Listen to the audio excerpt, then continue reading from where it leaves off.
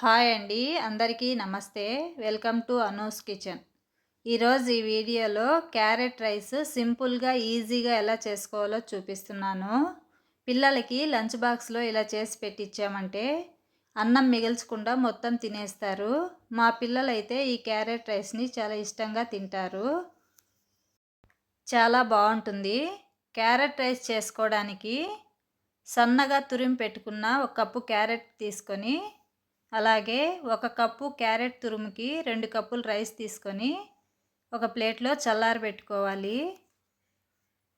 ఇప్పుడు ప్యాన్ పెట్టుకొని 2 స్పూన్ల ఆయిలు, 1 స్పూన్ నెయ్యి వేసుకొని, ఆయిల్ వేడైన తర్వాత 1 స్పూన్ పచ్చిశనగపప్పు, 1 స్పూన్ మినప్పప్పు, 1 స్పూన్ జీలకర్ర, బిర్యానీ ఆకు 1, కొద్దిగా చెక్క, 2 యాలకులు, 1 అనాస పువ్వు వేసుకొని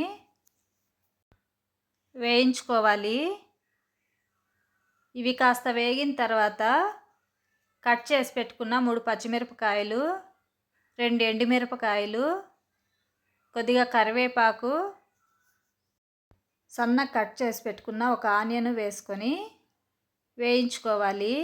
ఆనియన్ మరీ రెడ్గా వేగాల్సిన అవసరం లేదు.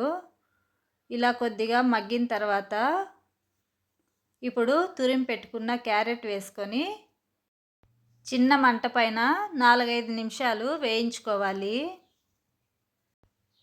4-5 నిమిషాలు ఇలా బాగా వేయించుకున్న తర్వాత ఇప్పుడు ఇందులోకి చల్లారబెట్టుకున్న రైస్ వేసుకొని, అలాగే రుచికి సరిపడా ఉప్పు వేసుకొని అంతా కలిసేటట్టు బాగా కలుపుకోవాలి. వంట చేసుకోవడానికి ఎక్కువ టైం లేనప్పుడు ఇలా సింపుల్గా క్యారెట్ రైస్ చేసుకోండి, చాలా బాగుంటుంది. వేరే కూర కూడా అవసరం లేదు, ఇలానే తినేయచ్చు.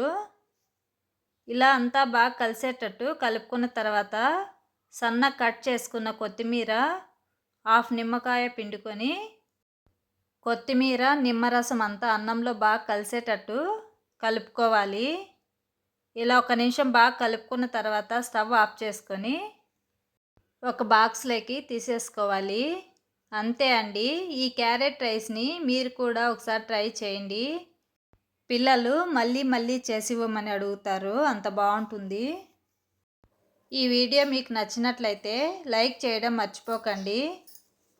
అలాగే నా ఛానల్ని సబ్స్క్రైబ్ చేసుకోండి. Thank you for watching.